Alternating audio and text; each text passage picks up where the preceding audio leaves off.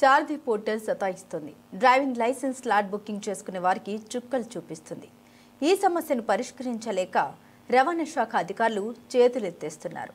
దీంతో వాహనదారులు ప్రత్యామ్నాయ మార్గాలు వెతుక్కుంటున్నారు. గత్యంతరం లేని పరిస్థితుల్లో దళార్లను ఆశ్రయిస్తున్నారు. అక్కడ స్లాట్ బుక్ చేసుకునేందుకు 300 నుండి 500 రూపాయలు చెల్లిస్తూ జేబులు ఖాళీ చేసుకుంటున్నారు. ఇది వారిని ఇబ్బందులకు గురి చేస్తుంది. సాంకేతిక సమస్య సంక్లిష్టంగా మారుతుంది. ఈ నేపథ్యంలోనే సారథి పోర్టల్ వల్ల ఎదురవుతున్న కష్టాలు, వినియోగదారుల అవస్థలపై S6 న్యూస్ స్పెషల్ రిపోర్ట్.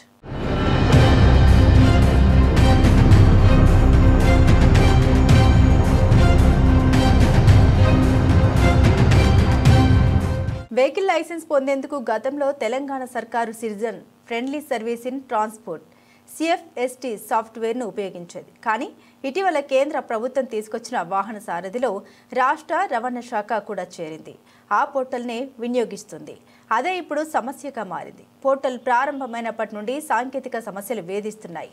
ఒకప్పుడు 5-6 నిమిషాల్లోనే స్లాట్ బుక్ చేసుకునే వీలుండేది. కానీ ఇప్పుడు 30 నుండి 40 నిమిషాల టైం పడుతుంది. వాహనదారుల సహనానికి ఇది పరీక్ష పెడుతోంది.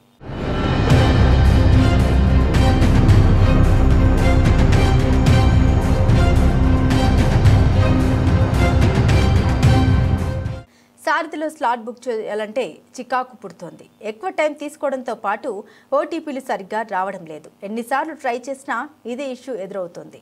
లేదంటే ఒకేసారి 5-6 OTPలు వస్తున్నాయి. అందులో ఏది సరైందో తెలియక వాహనదారులు అయోమయానికి గురవుతున్నారు. ఇలాంటి పరిస్థితుల్లో మళ్లీ ప్రాసెస్ను మొదటి నుండి మొదలు పెట్టాల్సి వస్తోంది. ఈ సాంకేతిక సమస్యను అధికారులు పరిష్కరించలేకపోతున్నారు. కొన్నిసార్లు ఇది సెంట్రల్ రూపొందించిన పోర్టల్ అని, తమకేమీ తెలియదని చేతులెత్తేస్తున్న పరిస్థితి కనిపిస్తుంది.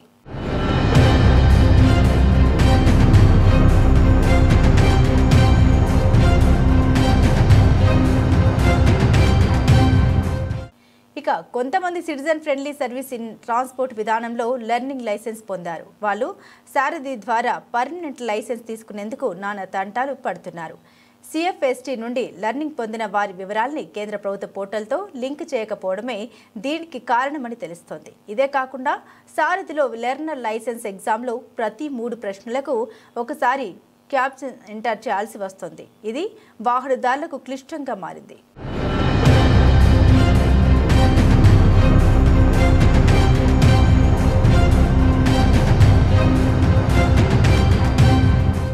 టెక్నాలజీ అనేది సేవలను మరింత సులభతరం చేయాలి. కానీ సారథి వల్ల మరిన్ని సమస్యలు తలెత్తుతున్నాయి. అయితే కేంద్రం రూపొందించిన ఈ పోర్టల్ అనుకూలంగా లేదంటూ రాష్ట్ర ప్రభుత్వం ఇందులో కొన్ని మార్పులు చేసినట్లు తెలుస్తుంది. అందువల్లే మరిన్ని టెక్నికల్ ఇష్యూస్ వస్తున్నట్లు నిపుణులు చెబుతున్నారు.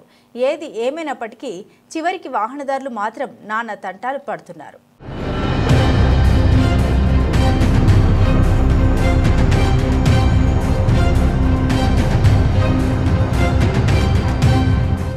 సంక్లిష్టంగా మారిన సారథి పోర్టల్పై విమర్శలు వెల్లువెత్తుతున్నాయి.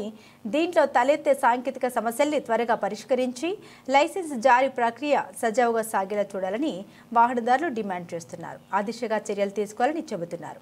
ఇలాంటి పరిస్థితుల్లో అధికారులు స్పందించి ఈ సమస్యకు పరిష్కారం చూపాలని ఆశిద్దాం.